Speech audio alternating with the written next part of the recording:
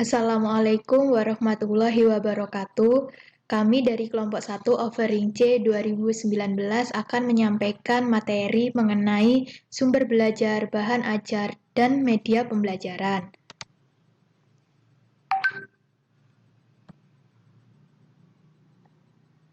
Kemudian, untuk anggota dari kelompok 1 yaitu Cahyaning Lestari, yaitu saya sendiri, Elisa Firdiani, Muhammad Afa Musli, dan Zakia Ainun Riza. Yang pertama yaitu materi mengenai sumber belajar.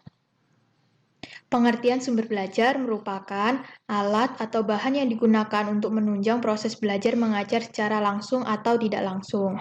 Kemudian, sumber belajar juga dapat diartikan secara sempit, yaitu alat atau media yang digunakan untuk menunjang proses pembelajaran. Kemudian komponen sumber belajar. Yang pertama yaitu ada tujuan, fungsi, atau misi sumber belajar. Jadi sumber belajar itu selalu memiliki tujuan atau misi yang harus dicapai baik secara implisit maupun eksplisit untuk mencapai tujuan yang akan dicapai. Kemudian ada bentuk, format, atau keadaan fisik sumber belajar. Jadi sumber belajar ini akan memiliki bentuk, format, atau keadaan fisik yang berbeda-beda, akan tetapi bisa memiliki tujuan yang sama. Kemudian ada pesan yang dibawa sumber belajar. Jadi setiap sumber belajar selalu memiliki pesan yang akan disampaikan kepada pengguna sumber belajar. Kemudian ada tingkat kesulitan atau kompleksitas pemakaian sumber belajar. Jadi tingkat kompleksitas ini dimaksudkan untuk mengetahui tingkatan sumber belajar ini apakah masih layak dipakai atau tidak dalam kurun waktu tertentu atau biaya yang terbatas. Kemudian ada faktor sumber belajar. Yang pertama yaitu perkembangan teknologi. Jadi dengan seiringnya berjalannya waktu, perkembangan teknologi ini sangat berkembang pesat. Dengan perkembangan teknologi yang sangat pesat ini juga mempengaruhi sumber belajar. Jadi untuk perkembangan teknologi saat ini sangat digemari oleh peserta didik maupun guru atau pendidik. Kemudian ada nilai-nilai budaya setempat.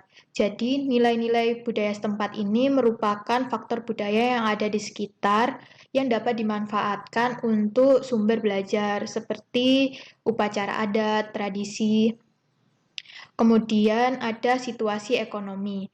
Jadi situasi ekonomi ini memberikan pengaruh yang sangat besar terhadap sumber belajar. Hal ini dikarenakan dengan situasi ekonomi akan berdampak pada penyebaran atau pemupublikasian sumber belajar.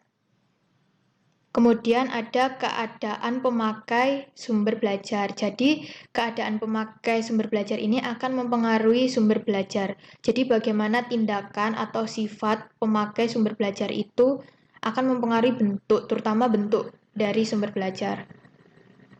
Kemudian ada jenis sumber belajar. Yang pertama ada pesan.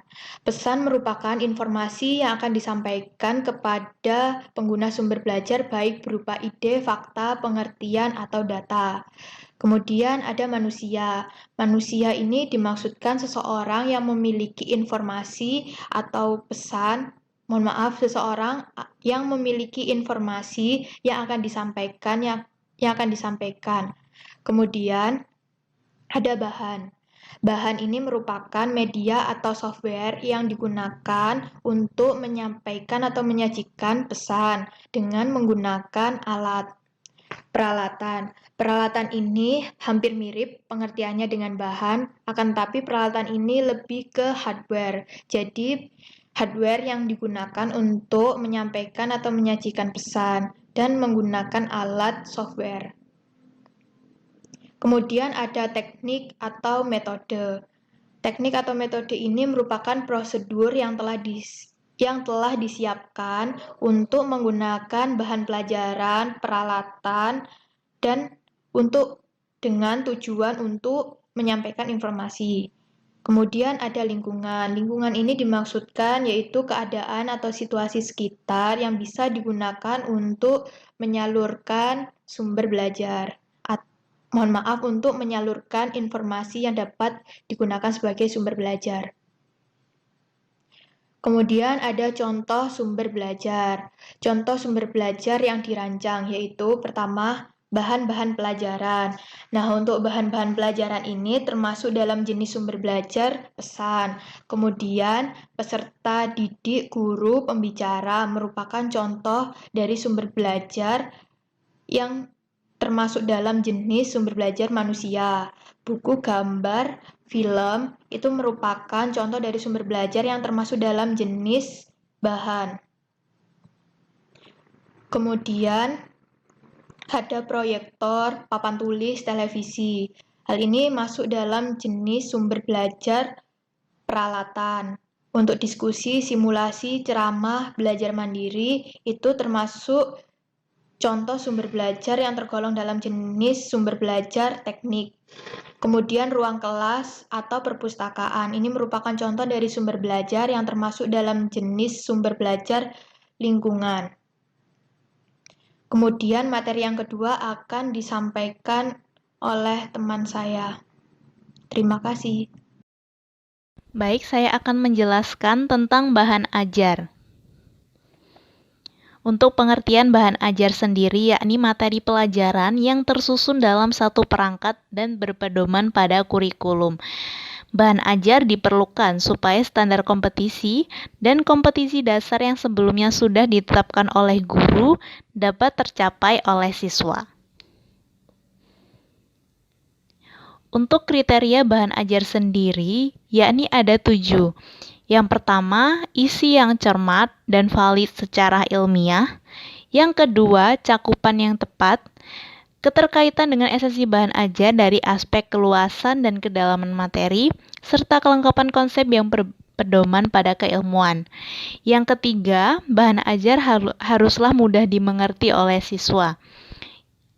Yang keempat, bahasa yang digunakan harus mudah dipahami oleh siswa. Yang kelima, harus terdapat ilustrasi yang memuat gambar dan dapat menyampaikan informasi kepada siswa. Yang keenam, pengemasan yang menarik pada halaman cetak. Yang ketujuh, adanya kelengkapan komponen. Bahan ajar ini memiliki 3 komponen inti, berupa komponen utama, komponen pelengkap, dan komponen evaluasi. Komponen utama menyampaikan topik utama yang harus dipahami oleh siswa. Komponen pelengkap berisi informasi yang menambah wawasan siswa. Komponen evaluasi berisi penilaian terhadap hasil dari bahan ajar yang telah disusun. Untuk kategori bahan ajar yang baik, yakni isi materi haruslah sesuai dengan kurikulum. Yang kedua, prinsip belajar harus dapat dipenuhi oleh penyajian materi. Yang ketiga, bahasanya baik dan mudah dipahami. Dan yang terakhir, memiliki format dan tampilan yang menarik. Untuk prinsip pemilihan bahan ajar itu sendiri terdapat 3. Yang pertama yakni prinsip relevansi, adalah prinsip keterkaitan. Bahan ajar harus berkaitan dengan standar kompetensi dan kompetensi dasar. Prinsip konsistensi adalah prinsip keteraturan. Kompetensi dasar yang harus dikuasai siswa harus sama jumlahnya dengan bahan ajar yang harus diajarkan. Dan yang terakhir ada prinsip kecukupan. Artinya bahan ajar harus sesuai untuk membantu siswa dalam mencapai kompetensi dasar, tidak kurang dan tidak lebih. Baik, saya Zakiyah Ainurliza akan menjelaskan materi mengenai contoh bahan ajar. Contoh bahan ajar diklasifikasikan menjadi 4 macam. Yang pertama ada bahan ajar menurut bentuk. Bahan ajar menurut bentuk dibedakan lagi menjadi 4 macam. Yang pertama ada bahan ajar cetak, contohnya adalah buku, modul, lembar kerja siswa, brosur, leaflet, foto, dan gambar. Yang kedua adalah bahan ajar dengar atau audio, contohnya adalah radio, kaset, piringan hitam, dan CD. Yang ketiga adalah bahan ajar pandang dengar atau audiovisual, contohnya adalah video, film, dan CD. Yang keempat adalah bahan ajar interaktif atau interactive teaching materials, contohnya adalah CD interaktif. Yang kedua adalah bahan ajar menurut cara kerja. Bahan ajar menurut cara kerja ini dibedakan menjadi 5. Yang pertama ada bahan ajar yang tidak diproyeksikan, contohnya adalah foto, diagram, display, dan model. Yang kedua adalah bahan ajar yang diproyeksikan, contohnya adalah slide, film strips, dan proyeksi komputer. Yang ketiga adalah bahan ajar audio, contohnya adalah CD, VCD, dan multimedia player. Yang keempat adalah bahan ajar video, yang dalam penggunaannya dibutuhkan alat untuk memutar, yaitu video tape player, VCD, dan DVD. Yang kelima adalah bahan atau media komputer. Kemudian klasifikasi yang ketiga adalah bahan ajar menurut sifat. Bahan ajar menurut sifat ini dibedakan lagi menjadi beberapa jenis. Yang pertama ada bahan ajar berbasis cetak, contohnya adalah buku, pamflet, panduan belajar siswa, buku kerja siswa, peta, foto, dan koran. Yang kedua adalah bahan ajar berbasis teknologi, contohnya adalah kaset, siaran radio, slide, video interaktif, dan film. Kemudian yang ketiga adalah bahan ajar yang digunakan untuk proyek, yaitu KIT Sains, lembar observasi, dan lembar wawancara. Kemudian yang keempat adalah bahan ajar yang digunakan untuk pendidikan jarak jauh, contohnya adalah telepon, handphone, dan video conference. Kemudian klasifikasi yang keempat adalah bahan ajar menurut substansi. Bahan ajar menurut substansi ini dibedakan menjadi 3 macam. Yang pertama ada materi aspek kognitif, yang kedua materi aspek afektif, dan yang ketiga materi aspek psikomotorik.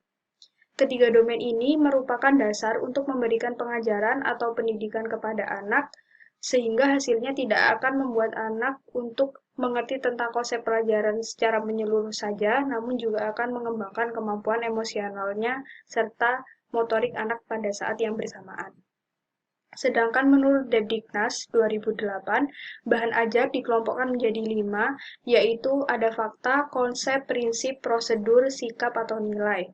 Fakta merupakan segala hal yang berupa kenyataan dan kebenaran. Konsep merupakan segala bentuk pengertian yang muncul akibat dari pemikiran yang berupa definisi, ciri khusus, hakikat, inti, atau isi. Kemudian prinsip adalah hal-hal yang merupakan inti dan memiliki kedudukan yang penting. Kemudian yang keempat ada prosedur yang merupakan tahapan sistematis dalam proses pengerjaan sesuatu. Yang kelima adalah sikap atau nilai yang merupakan perwujudan dari pembelajaran aspek sikap. Baik, saya Cahyaning Lestari akan melanjutkan menyampaikan materi yang ketiga yaitu mengenai media pembelajaran. Yang pertama yaitu pengertian media pembelajaran. Media pembelajaran adalah berbagai jenis komponen yang berada di dalam lingkungan peserta didik yang bisa menumbuhkan sikap belajar. Kemudian, media pembelajaran juga dapat diartikan sebagai alat, bahan, atau keadaan yang dapat digunakan untuk perantara komunikasi dalam sebuah proses pembelajaran. Untuk selanjutnya akan disampaikan oleh teman saya. Selanjutnya, saya Muhammad Afam Musli izin melanjutkan presentasi. Berikutnya adalah fungsi media belajar. Fungsi media belajar dari kelompok kami ada 5. Yang pertama adalah membangkitkan minat dan motivasi peserta didik. Yang kedua, memberikan kesan menarik untuk peserta didik. Yang ketiga, menstimulus keaktifan dari peserta didik. Yang keempat, mempermudah pemberian penjelasan dari pendidik kepada peserta didik. Dan yang kelima, menstimulus rasa ingin tahu dari peserta didik. Selanjutnya, peranan media belajar. Peranan media belajar dalam konteks belajar ada 2 secara garis besar. Yang pertama adalah mengatasi hambatan peserta didik maupun pendidik. Yang kedua, menciptakan proses belajar yang efektif dan efisien. Tak lupa, ada jenis dan contoh media belajar. Pertama, media audio. Dalam hal ini kami mengambil contoh laboratorium bahasa, selain itu radio, tape recorder, MP3 player, dan lain sebagainya. Selanjutnya, media visual diam. Dalam hal ini kami mengambil contoh ilustrasi, selain itu foto, film berbingkai, poster, peta, grafik bagan, dan lain sebagainya. Lalu selanjutnya, media visual gerak. Kami mengambil contoh gambar proyeksi berupa GIF, selain itu ada film bisu. Lalu ada pula media audiovisual diam. Dalam hal ini kami mengambil contoh buku bersuara, selain itu ada film rangkai bersuara. Lalu ada pula media audiovisual gerak. Dalam hal ini kami mengambil contoh video berupa video fotosintesis. Selain itu ada film dan animasi. Lalu ada pula media serbaneka, dalam hal ini kami mengambil contoh papan, berupa papan flanel, selain itu papan tulis, papan buletin, dan papan magnetik. Lalu media serbaneka selanjutnya ada 3 dimensi atau 3D, kami mengambil contoh diorama, selain itu ada model dan mock-up. Lalu media serbaneka berupa lingkungan, dalam hal ini kami mengambil contoh lingkungan itu sendiri. Lalu ada makhluk hidup, secara langsung kita mengamati makhluk hidup. Lalu alam sekitar. Selanjutnya media serbaneka lagi, yakni sumber belajar pada masyarakat. Dalam hal ini mengambil contoh karya wisata. Dalam gambar tersebut adalah karya wisata ke Candi Borobudur. Selain itu ada perkemahan, kegiatan sosial, kemasyarakatan juga. Lalu yang terakhir, media pembelajaran berbasis TIK, dalam hal ini pemanfaatan teknologi komputer, multimedia, telekomunikasi, dan teknologi jaringan komputer. Terima kasih, sekian dari kelompok 1 PSMBB. Jika ada yang ingin disampaikan, mohon disampaikan. Terima kasih atas perhatiannya, mohon maaf jika ada kekurangannya. Terima kasih sekali lagi, wassalamualaikum warahmatullahi wabarakatuh. Saya mewakili kelompok undur diri.